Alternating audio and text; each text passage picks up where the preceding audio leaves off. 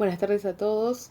Nuestro grupo está conformado por Norma Mesa, Marilyn Romero y quien les habla, Noelia Alves. Y nosotras decidimos hablar sobre los dispositivos de disciplinamiento generados en la escuela tradicional. Hola, soy Norma Mesa y les vengo a contar de cómo surgió esta ley. Desde el siglo XIX ya se venía debatiendo de cómo se pasaba la educación basada en los castigos a una educación basada en la enseñanza. Luego de muchos debates en el Congreso Pedagógico, el 8 de julio de 1884 se dictó la Ley 1420 de Educación Pública, común, gratuita, obligatoria, graduada y tolerante. Y al ser tolerante se prohibieron los castigos corporales y afrontosos. En las escuelas tradicionales el castigo era más importante que los contenidos que le enseñaban a los alumnos. Para peor, los maestros estaban autorizados a aplicar castigos corporales y denigrantes, como parte de la educación del niño, decían. Estamos viendo unas imágenes de cómo y con qué se les castigaba y ridiculizaba a los alumnos. En la escuela moderna, o sea, la actual, estos castigos ya no se utilizan, ya que por ley están prohibidas. Rendimiento. Esto se evalúa por medio de un examen, una forma de autoevaluación de parte de los docentes hacia el alumno, para que puedan reflexionar acerca de su aprendizaje. Con esto se pretende ver el aprendizaje, el logro, para que el alumno valore su desempeño con la responsabilidad. Donde la forma de evaluar el rendimiento antes era distinto, te evaluaban mediante calificaciones, regular, bien, muy bien o excelente. También antes era un todo o nada. Los exámenes finales eran el único método de evaluación. En el hoy, la actualidad, la forma distinta de evaluar se evalúa de manera numérica, que es del 1 al 10, depende de qué tanto hiciste. Con esto se trata de ver el rendimiento. También cambió más la forma de tu rendimiento, que sea por un trabajo práctico, ver cómo participas en clases y eso, etc. Bueno, Marilyn les estaba hablando a ustedes sobre las tablas de clasificación por conducta y rendimiento. Pero, bueno, les habló de las notas, del regular y de cómo se pasó a la nota numérica. La cuestión es, ¿cómo se medía ese rendimiento escolar? Y la respuesta es, ya la sabemos en realidad, mediante test y evaluaciones. Ahora, yo los invito a que miren esta imagen y encuentren semejanzas con un grupo de estudiantes haciendo un examen hoy día, un parcial, una prueba, lo que fuera, cualquier tipo. Y encuentran diferencias. ¿A quién no le tocó que lo pusieran en filas de a uno para que no nos copiáramos? Y todos teníamos que estar con la cabecita agacha para mirar solo nuestra hoja y no mirar la del compañero. Creo que en este sentido no ha cambiado mucho, porque seguimos con el mismo sistema de evaluación, tal vez en algunos casos no es tan similar, pero sí respeta muchas de las características que tenía en aquella época. Por ejemplo, tal vez a algunos de nuestros padres o tíos o lo que fuera, una generación más arriba quiero decir, le tocó hacer exámenes con bolilleros. Hoy en día los bolilleros creo que ya no se utilizan, pero sí, por ejemplo, y acá puedo hablar de mi experiencia personal, sí tarjetas en que te las presentan arriba en una mesa y tú las tenés que elegir al azar. Por ejemplo, 3 preguntas en esa tarjeta.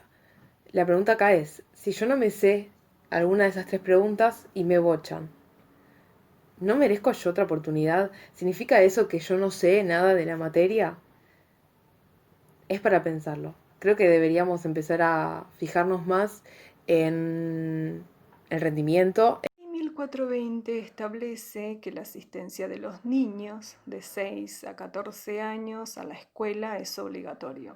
En especial los niños de clase baja. Decían que era la única vía de acceso a la civilización. Y para ir redondeando el contenido, yo llegué a la conclusión que la educación es importante. La escuela se hizo cargo de la educación y de ahí la escuela pasa a ser importante. Bueno, respecto a las características de organización de la escuela tradicional, vemos como otro de los dispositivos la demarcación de los tiempos y los espacios. Respecto a la marcación de los tiempos, estos estaban limitados, o delimitados mejor dicho, por el toque de la campana. La campana tocaba y había que salir al recreo. La campana tocaba y volvíamos del recreo. La campana tocaba, entrábamos a clases, la campana tocaba, salíamos, nos íbamos a nuestras casas, etc. Esta demarcación de los tiempos se veía en la escuela, pero también se veía en las fábricas y en otras instituciones. Había esa similitud sí, esa similitud entre la escuela y las demás instituciones de encierro.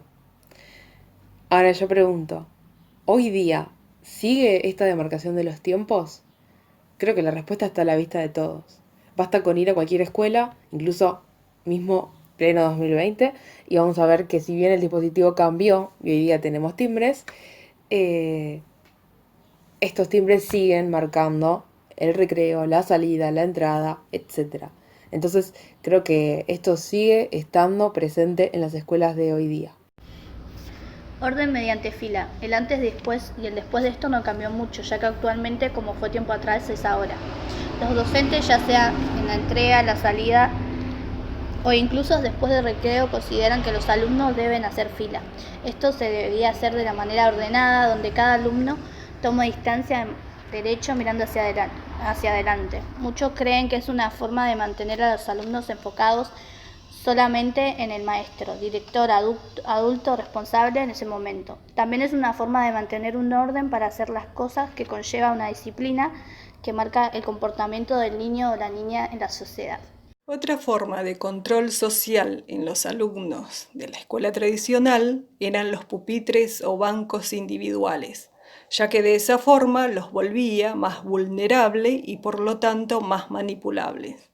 Ahora en la escuela moderna es diferente, ya se sociabiliza, se trabaja en grupo, como por ahora por ejemplo, y ya no existe ese control social.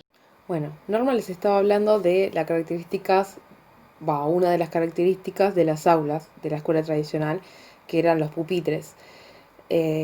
Otra de las características del aula, ahora que nos fuimos a lo más específico, era que estaban tarimadas en la parte donde estaría el docente.